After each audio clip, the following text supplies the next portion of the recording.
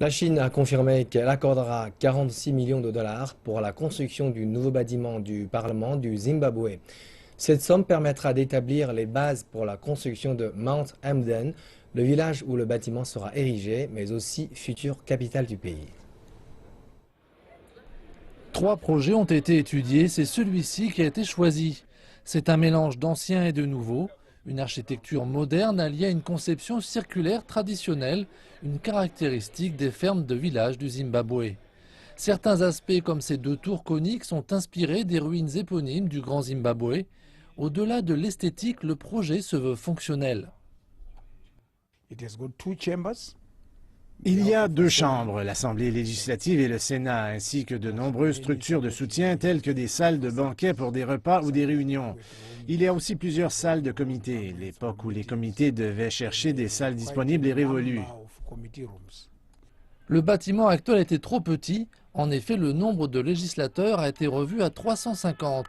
Le nouveau bâtiment occupera pas moins de 3000 mètres carrés. Les législateurs ne sont pas les seuls à attendre ce changement avec impatience. Voici Mount Hamden, situé à une trentaine de kilomètres du quartier d'affaires d'Harare.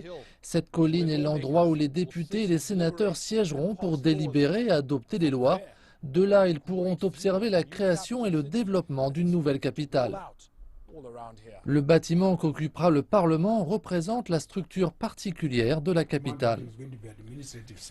Mount Hamden va devenir le centre administratif. Le bâtiment du Parlement est le projet d'ancrage d'autres projets qui suivront le bâtiment du Parlement. Ce projet attirera d'autres investisseurs. Les secteurs se situant en aval, à savoir la production de ciment, de sable ou d'acier, vont tous bénéficier de ce grand projet. Un projet qui, je pense, représentera plus de 1000 millions de dollars. La construction devrait commencer au début de 2017.